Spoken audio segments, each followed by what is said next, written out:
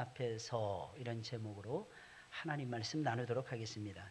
고령의 나이에도 불구하고 세례 요한을 잉태한 엘리사벳은 해산할 기한이 되자 사내 아이를 낳았습니다. 엘리사벳은 아이를 잉태할 수 없는 고령의 나이였습니다. 오늘날로 따지면 한 70세 이상, 한 65세 이상 이 정도는 되었을 것입니다. 그런데 그 나이에도 아기를 잉태했을 뿐만 아니라 해산할 기한이 되자 아무런 어려움도 없이 사내 아이를 출산을 했던 것입니다. 마치 사라가 90세의 고령의 나이에도 불구하고 이삭을 순산을 했던 것처럼 엘리사벳 역시 아기를 낳을 수 없는 고령의 나이였는데도 불구하고 아기를 순산을 했던 것입니다. 이것을 통해서 우리가 알아야 되는 놀라운 사실이 있습니다. 그것이 무엇이겠습니까? 하나님께는 능치 못할 일이 없다는 것입니다. 하나님께는 능치 못할 일이 없다는 것입니다. 사람에게는 능치 못할 일이 아주 많습니다. 그죠? 우리 아무리 멋진 계획을 세우고 이 계획을 이렇게 이루어 가야 되겠다. 이 계획을 다 세웁니다. 근데 그 계획대로 안 되는 것이 인생이라는 것입니다. 사람에게는 능치 못할 일이 엄청나게 많이 있습니다. 하지만 하나님께는 능치 못할 일이 없는 것입니다. 그래서 하나님께서 하시는 말씀에 저와 여러분들은 귀를 기울여야 하는 것입니다. 이유가 무엇이겠습니까? 하나님이 말씀하시면 그대로 이루어진다는 것입니다. 어떤 일이든지 우리가 봤을 때 불가능해 보이는 일이든지 아니면 우리가 보았을 때에 가능해 보이는 일이든지 그거하고 전혀 상관없이 하나님이 말씀하시면 어떤 일이든지 그대로 이루어지게 되는 것입니다. 그러니 어찌 하나님의 말씀에 저와 여러분들이 귀를 기울이지 않을 수가 있겠습니까? 여러분, 누가 엘리사벳이라고 하는 여인이 아이를 낳을 것이라고 꿈엔들 생각이나 했겠습니까? 불가능한 일이었어요. 단 한 번도 아이를 잉태하거나 낳아본 적이 없는 여인이었습니다. 평생토록 단 한 번도 아기를 낳아본 적이 없는 대표적인 불임 여성이 엘리사벳이라고 하는 사가랴의 아내였더라는 것입니다. 그런데 이 아내가 하나님의 뜻 가운데서 아기를 잉태하고 아기를 낳은 것입니다. 여러분 꼭 기억하세요. 지금도 이런 기적은 계속해서 일어나고 있습니다. 도저히 일어날 수 없다라고 생각되는 일들이 우리 주변에서는 아주 비일비재하게 계속해서 일어나고 있는 것입니다. 다른 일은 다 일어나도 이 일만큼은 절대로 일어날 수 없을 거야 라고 생각하는 일들이 우리 주변에서 비일비재하게 일어나고 있는 것입니다. 그 대표적인 케이스가 무엇입니까? 여러분들, 바로 저와 여러분들이 아니겠습니까?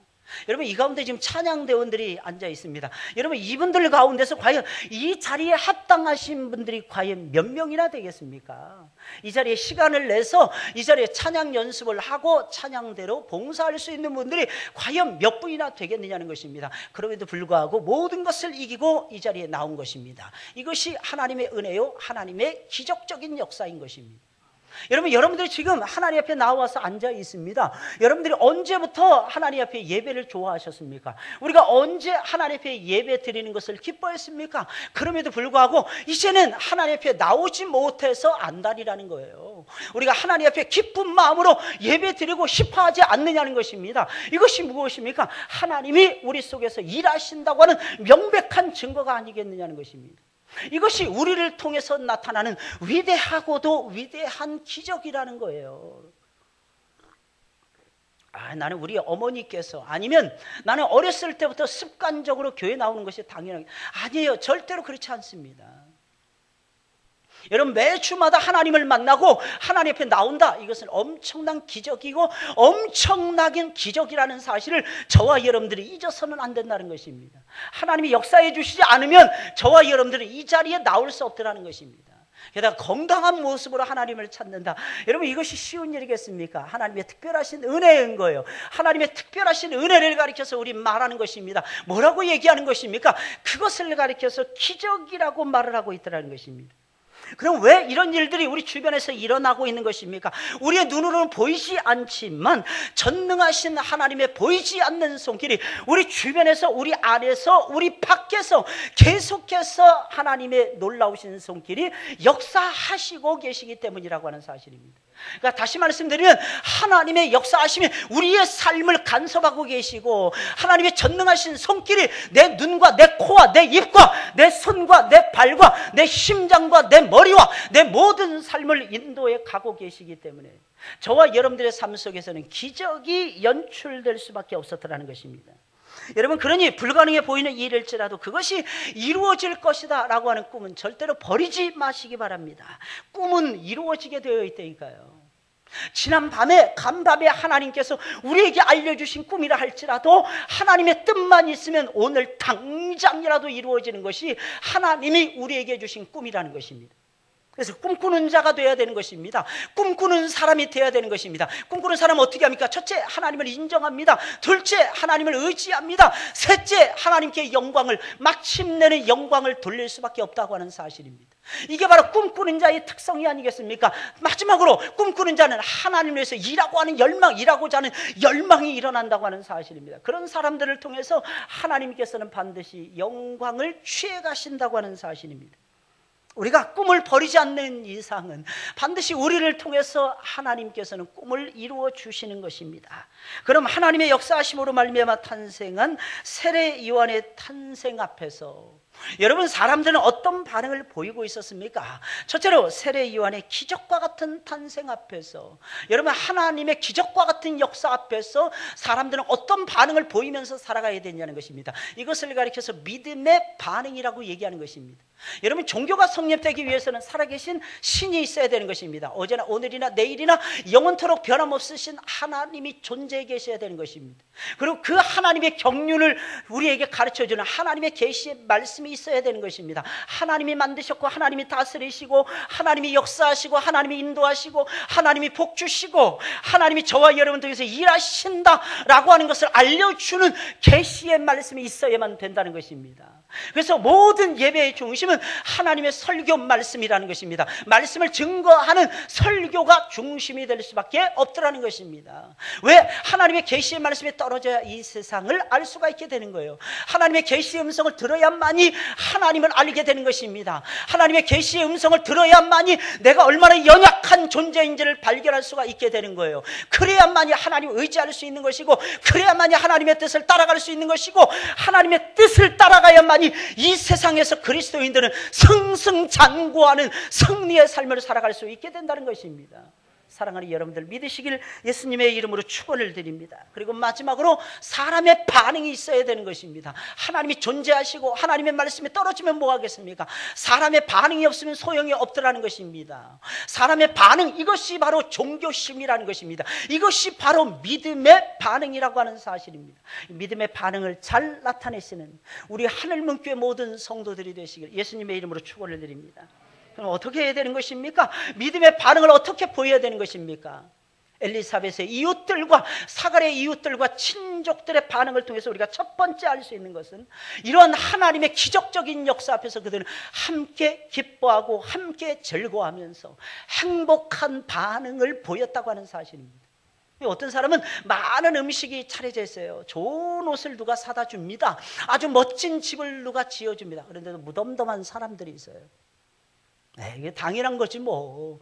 이런 옷이야 뭐 누구는 못 입어. 특히 여름이 되니까 잘 비추는 그런 옷들 있잖아요. 인견인가 뭐 시원한, 배역보다도 더 시원한 인견 옷. 특히 남자들 옷은 그런 것이 없는데 거의 되면 여자들의 옷을 보면 그런 것들이 참 많습니다. 참 여자들이 부러울 때가 너무 많아요.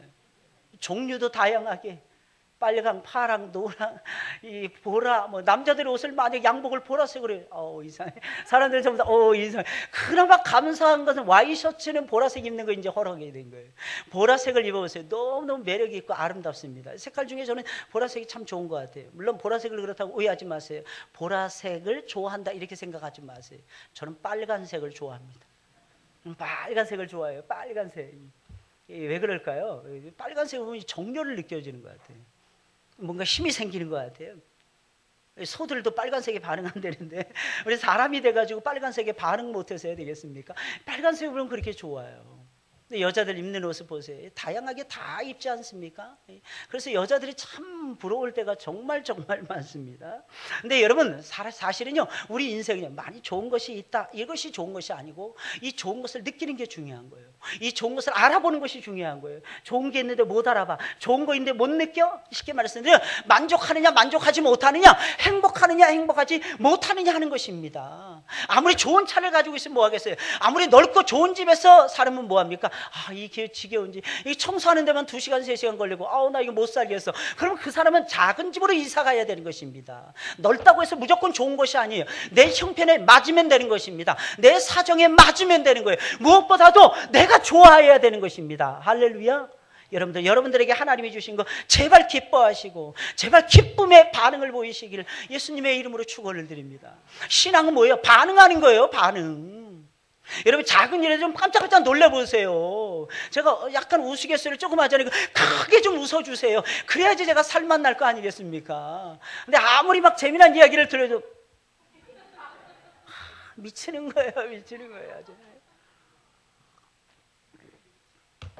그래서 유명한 역사가 이에치 카라고 하는 사람이 이런 말을 했습니다. 루비콘 강을 건넌 사람은 시저지만 로마라고는 위대한 나라를 세운 것은 시저 한 사람이 아니고 그를 따르는 수천만 명의 병사들이었더라는 것입니다.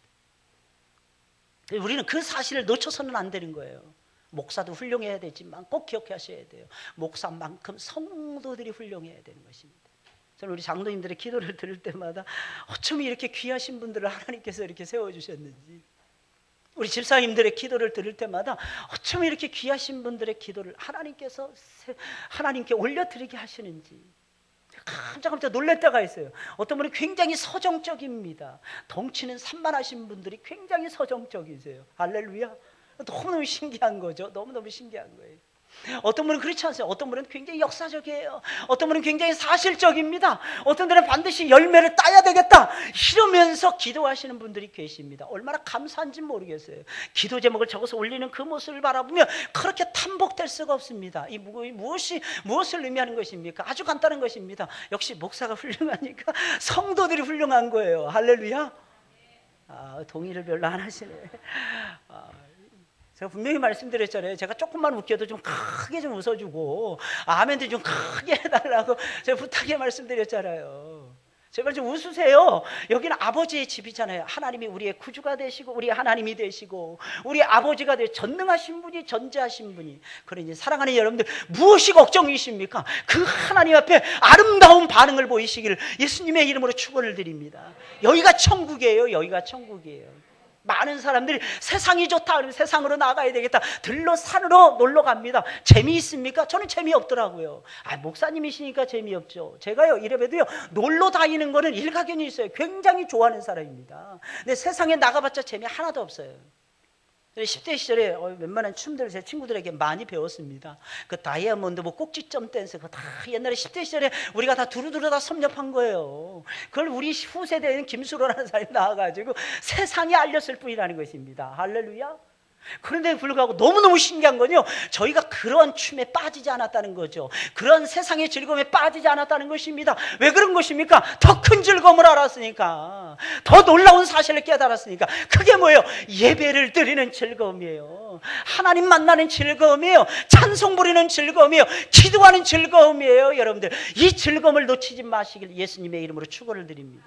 여러분, 천국은 뭐 하는 곳이에요? 예배 드리는 장소예요. 쉬지 말고 찬송 올리는 곳입니다. 쉬지 아니하고 기도하는 장소가 천국입니다. 예배가 체질이 아닌 사람은 천국에 가서 못 견디게 되는 거예요. 할렐루야. 체질화 시켜야 되는 거예요. 이 땅에서. 어디서요? 이 땅에서 체질화 시키시기를 예수님의 이름으로 축원을 드립니다. 오늘 보면 57절 58절에 있는 말씀이에요. 엘리사벳이 해산할 기한이 차서 아들을 낳으니, 고대의 아들은 전부였습니다. 엘리사벳이 딱 아기를 잉태한 것만 해도 대단한데 떡하니 아들을 낳은 거예요. 떡두꺼비 같은 아들을 낳은 것입니다. 많은 분들이 오해하시더라고요. 우리 교회 와서 제가 설교하는데 딸들의 입장에 제가 딸들만 사랑하는 줄 알아요. 그 말도 안 되네. 왜냐하면 뒤집고 싶어서 그런 거예요. 딸들이 소중하다는 걸 너무 모르시니까 딸들도 소중하다는 것을 알려드리기 위해서 딸들의 소중함을 알려드리는 거예요. 아들들 보세요. 얼마나 듬직합니까? 특히 아들들이 제일 멋있을 때 언제인 줄 아십니까? 공 차는 모습 보면 정말 미칩니다. 야, 저놈들이 언제 저렇게 커가지고 저렇게 공을 찰까? 아빠보다 더 잘 차는 거야, 아빠보다. 이때 즐거움을, 이때 만끽하는 것입니다. 할렐루야. 아들 소중해요, 여러분들. 이때 당시엔 더더욱이나 소중했습니다, 여러분들. 아들을 낳으니 이웃과 친족이 주께서 저를 크게 긍휼히 여기심을 듣고 함께 즐거워하더라. 엘리사벳은 고령의 노인이었습니다. 고령의 노인. 그런데 그런 그녀가 아기를 낳았던 것이며 게다가 그토록 오랫동안 기다리던 사내 아이를 낳았던 것입니다. 그러니 어떻게 된 거예요? 이 아이의 탄생 앞에서 전부 다 뒤로 넘어지면서 좋아하고 기뻐했더라는 것입니다. 특별히 엘리사벳의 이웃과 친척들은 이렇게 반응을 보였어요. 하나님이 엘리사벳을 크게 긍휼히 여기셨다. 적게 긍휼히 여기신 게 아니고 크게 긍휼히 여기셨다. 이렇게 생각하면서 함께 즐거워했다는 거예요. 무슨 뜻이겠습니까? 어떤 한 사건이 벌어졌어요. 어떤 한 역사가 벌어졌으면 그것만 보고 기뻐했다는 것이 아닙니다. 그 일을 이루신 하나님의 역사하심을 바라보면서 기뻐했다는 것입니다. 성도는요, 이런 모습을 바라볼 수 있는 능력과 안목이 필요하다는 것입니다. 하나님의 긍휼을 입지 않고서는 아기를 낳을 수 없잖아요. 하나님의 긍휼을 입지 않고서 어떻게 아기를 순산할 수가 있겠습니까? 게다가 어찌 사내 아이를 낳을 수 있단 말입니까? 이것은 있을 수 없는 일이었다는 것입니다. 그래서 요한의 탄생을 지켜보는 주변 사람들은 이렇게 고백할 수밖에 없었던 것입니다. 그러나 엘리사벳의 이웃과 친척들이 이렇게 고백한 것은 단순히 하나님의 역사를 바라봤기 때문은 아니에요. 그들의 마음속에 하나님을 향한 믿음이 살아있었기 때문입니다. 여러분, 어떤 사건이 벌어지면 하나님을 향한 믿음을 발휘를 하세요. 그리고 믿음의 눈으로 바라보시길 예수님의 이름으로 축원을 드립니다.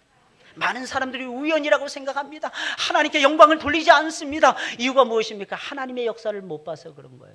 우리의 주변에서 일어나는 모든 일들 우연이 아닙니다. 전부 다 하나님의 섭리가 흘러가고 있어요. 전부 다 하나님의 계획이 흘러나고 있습니다. 혹시 여러분들의 자녀들이 피차로 어그러진 길로 걸어가는 것 같습니까? 사랑하는 여러분들, 염려하지 마세요. 주님께서 돌이키게 만들 것입니다. 아직 하나님 모르는 것 같습니까? 제발 염려하지 마세요. 하나님께서 반드시 그 걸음을 돌이켜서 하나님 전으로 불러드리고야 말 것입니다. 이것은 하나님의 위대하신 사랑이 숨쉬기 때문이에요. 그 사랑이 엄마의 기도, 아빠의 기도, 엄마의 인내하심, 아빠의 인내하심을 통해서 이루어지고야 말더라는 것입니다. 그러니 안목이 있어야 돼요. 무슨 안목이에요? 하나님의 능하신 역사를 바라보는 안목이 있어야 돼요. 저는 우리 성도들이 그 안목을 받았으면 좋겠어요. 그 안목을 가리켜서 역사관, 가치관, 세계관이라는 것입니다. 어떤 역사관입니까? 그리스도가 주인이라는 역사관 가지셔야죠. 예수 그리스도를 드러내는 것이 최고로 가치스러운 일이다. 가치관이 정립이 돼야죠. 예수님의 관점에서 영혼들을 바라보고 영혼들을 건져내고 영혼들을 하나님의 사람으로 만들어가는 세계관을 가지고 있어야죠. 그 세계관 속에서 저와 여러분들은 일어서야 되는 것이고, 그 세계관 속에서 신앙의 날개를 가지고 세상을 향해서 날아올라야만 되는 것입니다. 그때 세상이 내 손아귀에 들어오게 되는 것입니다. 할렐루야. 설령 우리 손에 안 들어오고 안 들어온다 할지라도 사랑하는 여러분들, 의심하지 마세요. 하나님은 여전히 이 세상을 주도해 가고 계신다. 제발 믿으시고 하나님을 사랑하시는 여러분들이 되시기 예수님의 이름으로 축원을 드립니다. 역시 믿음이 있어야 하나님의 역사를 제대로 볼 수가 있는 것이며 하나님의 역사를 바라보며 함께 즐거워할 수가 있는 것입니다. 여러분 꼭 기억하세요. 너 사촌이 땅을 사잖아요. 노를 사잖아요. 배 아프시죠? 이렇게 생각하세요. 내 믿음이 아직 멀었구나. 내 믿음이 아직 멀었구나. 에이, 목사님 무슨 천부당 만부당한 소리입니까? 우리는 육을 가지고 있기 때문에 죽을 때까지 그럴 것입니다. 아니에요. 절대로 그렇지 않아요. 사도 바울이라고 하는 사람은 항상 내가 살든지 죽든지 무엇을 하든지 내 안에 그리스도가 존귀 여김을 받고 전파되는 것이 그리스도라면 나는 기뻐하고 또한 기뻐하노라. 그 누가 영광을 취한다 할지라도, 그 누가 내가 취해야 될 승리의 영광을 가로챈다 할지라도 나는 기뻐하고 기뻐하노라. 놀라운 새로운 가치관, 새로운 세계관, 새로운 역사관이 그의 마음속에 정돈이 되어졌다는 것입니다. 무엇을 의미하는 것입니까? 바울의 마음속에 믿음이 있었다는 거예요. 믿음이 있으면 그렇게 되게 되어 있는 거예요. 쉽게 말씀드리면 믿음이 역사를 만드는 것입니다. 할렐루야. 믿음이 역사를 만드는 거예요.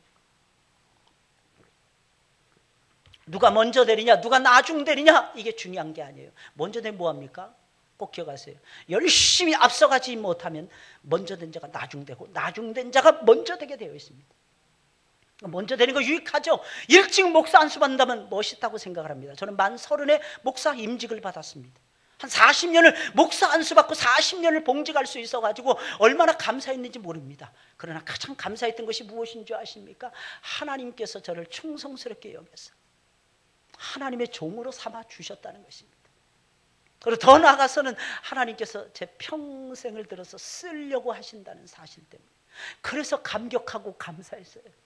먼저 되느냐 나중 되느냐, 이것이 중요한 것이 아닙니다. 내 안에 예수 그리스도가 살아계시고 내가 하나님이 기뻐하시는 그 놀라우신 뜻과 섭리를 따라 살아가고 전능하신 하나님을 의지하고 이 세상 가운데 복음을 확실하게 뿌리며 그리스도 예수의 사랑을 알려준다면 그 인생은 고귀하고 그 인생은 가치가 있다라고 하는 사실입니다.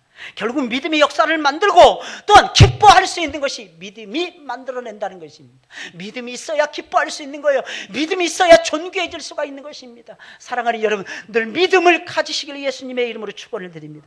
그럼 믿음을 가지려면 어떻게 되냐? 들으면서 온다 그랬잖아요. 하나님 말씀 잘 들으셔야 돼요. 하나님 말씀 살아서 운동력이 있잖아요. 하나님 말씀이 여러분들의 영혼과 육신과 관절과 골수와 모든 것을 찔러 쪼개기까지 하잖아요. 이게 무슨 말이겠습니까? 사람의 영육 전인을 하나님의 말씀이 변화시켜 간다는 뜻이 아니겠습니까? 실제로 골수 쪼개려고 그래요. 큰일 납니다. 죽습니다. 여러분들. 관절 쪼개려고 그래요. 큰일 납니다. 여러분들. 한 발자국도 못 걸을 수가 있습니다. 그래서 오해하시면 큰일 나요. 우린 새롭게 변화되어야 되는 것입니다. 예수 그리스도 안에서 변화되시는 여러분들이 되시길 주님의 이름으로 부탁을 드립니다. 변화의 변화를 자꾸 거듭해야 되는 것입니다. 여러분, 도저히 기뻐할 수 없는 중에도 기뻐하고 있는 거예요.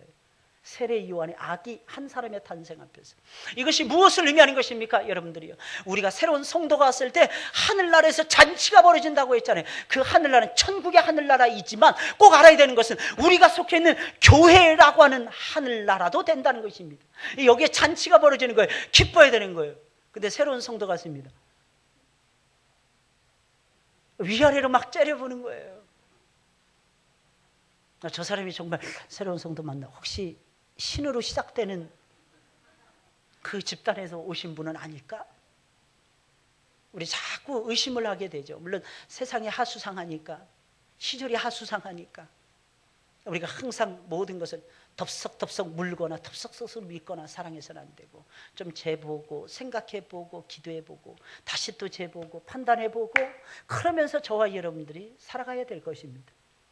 시종 막 이상하게 째려보고 예배 잘 드는데 불구하고 저 사람 뭐가 있어서 예배 드릴 거야, 이렇게 생각을 하는 거예요.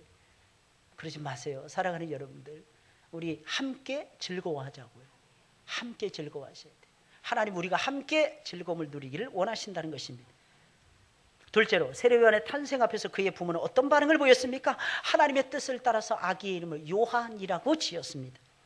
여러분, 기적적인 역사가 벌어지잖아요. 그럼 뭐 해야 될까요? 하나님의 뜻을 따라가야 돼요. 기적적인 사건을 통해서는 반드시 하나님의 뜻이 명쾌해지는 것입니다. 그 명쾌해지는 하나님의 뜻을 저와 여러분들이 용납하시고 저와 여러분들이 그 뜻을 따라가야만 될 것입니다. 오늘 보면 59절부터 64절까지 말씀이에요. 8일이 되매 아이를 할례하러 와서 그 부친의 이름을 따라 사가랴라 하고자 하더니 그 모친이 대답하여 가로되 아니라 요한이라 할 것이라 하며 저희가 가로되 내 친족 중에 이 이름으로 이름한 이가 없다 하고 그 부친께 형용하여 무엇으로 이름하려 하는가 물으니 저가 서판을 달라 하여 그 이름은 요한이라 쓰매 다 기이 여기더라. 이에 그 입이, 사가랴의 입이 열리는 것을 얘기하는 거예요. 그 입이 곧 열리고 혀가 풀리며 말을 하여 하나님을 찬송하니, 이렇게 말씀하고 있습니다. 여러분, 사가랴가 사내 아이를 낳자 이 그의 가문 전체가 들썩거리기 시작을 했습니다. 아마 그의 가문이 손이 귀한 가문이었던 모양입니다. 원래 귀하게 생각할수록 자손들이 귀해지는 법이라는 것입니다. 그래서 그러다가 낳은 자손은 얼마나 소중했겠습니까? 게다가 요한은 경건한 사가랴가 낳은 귀중한 아들이었습니다. 그래서 요한의 친척들은요, 요한의 이름을 짓는 일까지 간섭을 하면서 아비의 이름을 따라 사가랴로 짓자고 주장을 했습니다. 여러분, 원래 히브리인들은요, 아비의 이름을 따라서 자식의 이름을 절대로 안 짓습니다. 여러분, 아브라함의 아들의 이름이 아브라함이었습니까? 아니에요. 절대로 똑같지 않았습니다. 서양 사람들은 아버지가 조수하면 아들도 조수아가 돼요. 조수아 1세, 조수아 2세, 조지 1세, 조지 3세, 4세까지 막 나갑니다. 얘네들은 원래 예의 범절이 없는 놈들이라 보니까 아버지 이름을 함부로 부르고 싶어가지고 아버지 이름을 따서 자식의 이름을 지어주는 거예요. 그는 원래 전통 있는 히브리인들은요 절대로 그렇게 이름을 짓지 않았습니다. 그런데 사가랴라고 지금 문중 어른들이 주장하고 있어요. 왜 그런지 아십니까? 이 아이가 소중한 아이였더라는 거예요. 그리고 문중의 어른들은 이렇게 생각했던 것입니다. 그때 당시에 가장 빛나는 신앙을 가지고 자기의 사명에 충실했던 사람이 사가랴였어요. 그러니 이 사가랴의 이름을 따서 아이의 이름을 지어주고 이 아이로 하여금 아비의 뒤를 따라서 살게 하면 좋겠다. 보통 그렇잖아요. 그 아비가 믿음이 좋아요. 그 아비가 괜찮은 직업을 가지고 있어요. 그러면 그 아버지와 그 문중의 어른들은 그 아비의 신앙과 그 아비의 성품과 그 아비의 삶을 따라서 아들이 살기를 원하더라는 것입니다. 그래서 이름을 똑같이 짓기를 원했다는 것입니다. 근데 누가 노하는 거예요? 엘리사벳이 거절하는 것입니다. 이유가 무엇입니까? 하나님이 주셨던 이름이 그 이름이 아니었으니까. 하나님이 주신 이름은 어떤 이름이었습니까? 하나님이 주신 이름은 요한이라고 하는 이름이에요. 요한이라고 하는 이름은요 요나라고 하는 이름의 뜻하고 똑같은 이름이었습니다. 이 이름의 뜻은 하나님의 사랑을 받은 사람이라고 하는 뜻입니다. 주로 이런 사람들은 뭐 하면서 살아갑니까? 왕인데도 불구하고 선지자적으로 살아갑니다. 그리고 만약에 아무런 직분을 받지 못하잖아요. 그럼 대놓고 이런 사람들은 선지자의 직분을 감당해내면서 하나님 말씀을 선포하는 일을 감행하면서 살아가게 됩니다. 여러분 그렇게 살라는 것입니다. 다시 말씀드리면 대제사장의 가문에서 이 아이가 출생했어요. 그럼 아버지의 뜻을 따라서 가업을 이어서 대제사장으로 산다면 이 아이는 이름을 처음부터 나타낼 수 있을 것이며 또 아마 아비의 뒤를 따라서 일을 하다 보니까 좀 편하고 즐거운 인생을 살아갈 수 있었을 것입니다. 그런데 하나님의 뜻은 거기에 없었던 거예요. 하나님의 뜻은 그 아기가 편하게 사느냐, 그 아기가 사람들로부터 인정을 받고 사느냐, 그게 중요했던 것이 아니라 그 아기를 통해서 하나님의 뜻을 세상에 알리느냐 알리지 못하느냐, 이것이 하나님의 뜻에는 하나님의 마음에는 소중했다는 것입니다. 그래서 아이의 이름을 요한이라고 짓기를 원했어요. 그러니까 문중 어른들이 화를 내는 거예요. 몹시 우리 가문에서는 한 번도 요한이라고 하는 이름을 써본 적이 없었습니다. 근데 왜 이름을 쓰려고 합니까? 그러지 말고 그러면 아버지에게 물어봅시다. 이때 아버지 사가랴는요 입이 벙어리가 되어 있었거든요. 근데 벙어리만 되어 있었던 것이 아니라 귀도 멀어 있었습니다. 어떻게 알 수 있었느냐? 부친께 형용하여 무엇으로 이름하려 하는가 물으니, 형용했다 이건 뭐예요? 그림으로 그려서 설명했다, 아니면 글씨를 써서 설명했다, 이런 뜻인 것입니다. 왜? 듣지 못하니까, 말해도 알아듣지 못하니까. 사가랴가 이 세례 요한이 태어나기 1년 전에 말입니다. 태어나기 1년 전에 하나님의 뜻을 발견하잖아요. 그리고 하나님의 뜻을 간합하지 못하잖아요. 그래서 하나님께서 입을 다물게 만들었어요. 그리고 귀를 듣지 못하게 했습니다. 왜? 하나님의 말씀을 들려줘도 귀로 깨닫지 못하니까, 그리고 하나님의 말씀을 따라서 그의 입이 사용이 되지 못하니까 하나님께서 입도 다물게 만들고 귀도 하나님께서 닫아버리시고 말았더라는 것입니다. 형용에 설명합니다. 서판을 달라. 사가랴가 요청을 합니다. 그 서판 위에다가 딱 그 아이의 이름은 요한이니라 딱 써버립니다. 사람들이 깜짝 놀라는 거예요. 그때는 더 이상 문중 사람들도 고집을 부릴 수가 없었다는 것입니다. 왜? 하나님의 뜻이 명확하게 나타났으니까. 아무도 물어보지 않았어요. 소통한 적이 없었습니다. 사람들끼리 의논하지 않았습니다. 그런데 사가랴가 대뜸 엘리사벳하고 똑같은 얘기를 하는 거예요. 이 아이는 요한입니다. 무슨 뜻이겠어요? 사가랴는 고민 굉장히 많이 했을 것입니다. 이 아이를 평생 편하게 살게 할 것인가, 아니면 고난을 비록 받을지라도 하나님의 뜻을 이루는 아들로 살게 만들 것인가. 이 두 가지 고민해서 사가랴가 선택한 것은 후자였습니다. 좀 힘들어도, 좀 고난이 많더라도 우리 아이는 하나님의 뜻 가운데 성장하고 하나님의 뜻을 이루는 존귀한 아들이 되기를 원합니다. 그래서 하나님의 품에다가 아들을 던진 거예요. 어차피 사가랴와 엘리사벳은 나이가 고령이었어요. 이 아이가 다 성장하는 거 못 보는 나이였습니다. 어차피 하나님의 손에 의해서 사무엘처럼 성장해야만 되는 귀중한 나실인이었더라는 것입니다. 그래서 어떻게 합니까? 아이 처음부터 하나님 앞에 드린 거예요. 여러분 혹시 여러분들 자녀들 낳을 때 모든 부모의 마음은 다 욕심이 있어요. 우리 아이가 편하게 잘 먹고 잘 살았으면 좋겠다. 근데 그것보다 더 소중한 거 있더라는 거예요. 뭡니까? 우리 아이가 하나님의 뜻을 받고 하나님의 뜻을 따라 살고 하나님의 뜻을 이루어 드리는 것입니다. 이거 너무너무 소중한 거예요. 할렐루야. 사랑하는 여러분들, 이 마음을 가지고 자녀들을 제발 키우세요. 내 자녀가 아니고 하나님의 자녀라는 걸 명심하세요. 저 어린 것이 이렇게 힘들고 고난, 더 어렵고 힘든 아이들 많습니다. 어쩌다 아이들 키우다 보면 혼자서 아이를 키울 때도 있을 거예요. 저 아이는 아빠 없이, 저 아이는 엄마 없이. 오해하지 마세요. 하나님이 아빠가 되시고 하나님이 엄마가 되어주십니다. 제가 알고 있는 목사님 중에는 고아로 성장하신 분이 계세요. 16살 때까지 고아 아니었습니다. 평양의 내노라는 가문의 출신이었어요. 이모가 대구에 살았는데 6.25 전쟁이 16살인가 터졌습니다. 남쪽으로 내려오신 거예요. 그러다가 못 올라갔습니다. 근데 고모가 이모도 못 찾고 고아원에서 성장했고, 하나님의 앞에 올라가가지고, 하나님, 다 기독교 가문인 거예요. 우리 가문이 예수 잘 믿는 가문인데 어쩌다가 나를 천에 고아로 만들었습니까? 갈 곳이 없으니까 고3 졸업하면 고아원에서 퇴출이 되잖아요. 올라간 거예요. 그때부터 그분은 명예퇴직을 알고 계셨어요. 나이 20살 때부터 올라가서 하나님 앞에 기도합니다. 그랬더니 너를 내가 내 종으로 쓰련다. 그런데 어떤 분이 찾아오더랍니다. 우리에게 성경을 가르쳐 주세요. 그분한테 그러시더니, 나는 전도사도 아니고 아무것도 아닌데, 아닙니다. 선생님 기도하시는 모습 보니까 우리 교회 오셔, 시골 교회 오셔서 전도사님으로 충분히 감당해 낼 수 있을 것입니다. 우리가 공부시켜 드리겠습니까? 우리가 집도 마련해 드리겠습니다. 그러면서 20살 때부터 담임 목사, 담임 사역을 시작을 하셨다는 거 아니겠습니까? 그분이 수원 남문교회, 지금은 시은자 교회인가요? 그 담임하시는 김성길 목사님이시라는 분이에요.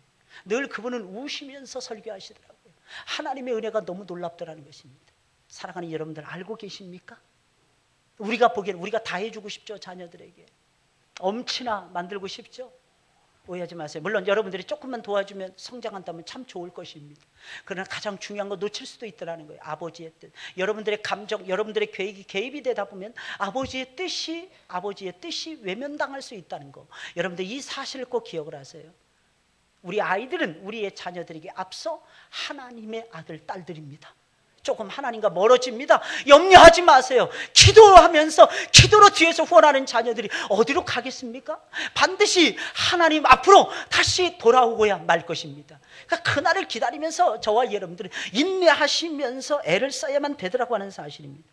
결국은 요한이라고 지었어요. 그러니까 어떻게 됩니까? 그 입이 곧 열리고 혀가 풀리며 말을 하여 하나님을 찬송하니라고 말씀하고 있습니다. 놀라운 역사가 아니겠습니까? 여러분, 하나님의 뜻이 나타나 하나님의 뜻을 알게 되잖아요. 아니, 하나님이 우리 삶 속에서 행하시는 기적의 역사가 나타나잖아요. 그러면 하나님의 뜻이 분명해집니다. 그럼 어떻게 될까요? 하나님의 뜻을 따라가야만 되더라는 것입니다.